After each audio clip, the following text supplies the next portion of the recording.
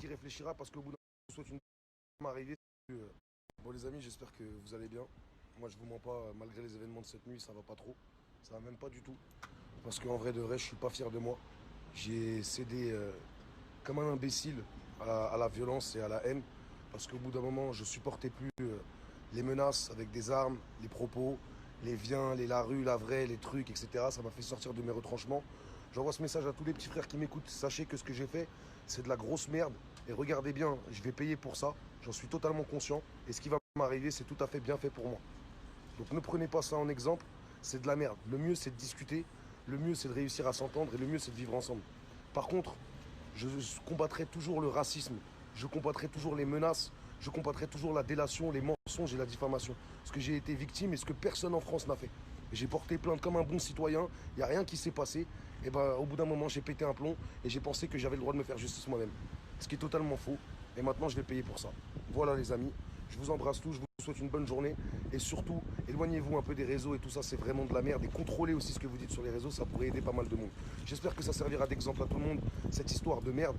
Et même à Bassem, j'espère qu'il se remettra en question et qu'il réfléchira parce qu'au bout d'un moment, il y a des gens qui peuvent vriller. Bonne journée à tous. Juste revenir sur quelque chose que vous voyez bien que je suis pas fou. Hein. Il y a 2 ans, et tout le monde s'amuse à me ressortir cette bagarre où j'étais complètement bourré, où à 9 h du matin, je me suis super mal comporté avec un automobiliste qui était avec son fils et sa femme. Et je vous mens pas, quand je me suis mangé les patates dans la gueule, bah, j'étais bien content de les manger parce que j'ai fait que de la merde. Et moi, je suis comme ça. Quand je me fais taper et que je suis en tort, ça me fait du bien. Et par contre, je peux vriller de l'autre côté. Et voilà, ne me prenez pas pour un exemple, je suis qu'un rappeur de merde. Et voilà, faites pas n'importe quoi, restez dans la vraie vie, c'est mieux pour vous. Juste une chose les amis, parce qu'on ne va pas laisser dire n'importe quoi, je préfère m'exprimer tant que j'en ai encore l'occasion.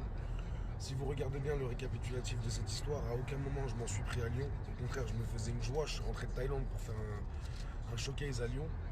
Il a été fait en sorte qu'il soit annulé par un espèce de fauteur de trouble qui a mis la pression sur l'organisation de la boîte qui s'appelle Dilox. Si vous voulez un vrai fautif, les Lyonnais, ça commence par là. Parce que moi, j'ai jamais insulté Lyon, j'ai jamais mal parlé de Lyon. Ça fait 8 ans que je viens dans cette ville et j'étais très content de venir. Et au bout d'un moment, Bassem, il s'est mêlé des choses. Et comme d'habitude, il ne sait pas s'arrêter. Et je vous mens pas, j'ai pété un plomb. Voilà, j'ai pété un plomb. Quand on parle de ma famille à outrance, quand on parle de ma femme, quand on invente des choses, quand on n'arrête pas. J'ai essayé de lui parler en privé plusieurs fois. Je lui ai dit, viens, on parle, viens, on se voit. Je lui ai dit, viens, on met les choses à plat. C'est pas comme ça. Je suis pas d'accord avec toi. Il m'a insulté ma mère directement. Il n'a pas voulu me répondre. Il m'a dit que j'étais un suceur, que j'étais une merde. Et vous connaissez Bassem. Et bah, ça m'a fait péter un plomb. J'en ai eu marre au bout d'un moment d'être la risée des réseaux sociaux. Et j'ai agi et c'est une grosse erreur. Mais je reviens sur un point. J'ai rien contre Lyon. Ne vous inventez pas de guerre avec moi, les Lyonnais, c'est absolument pas vrai.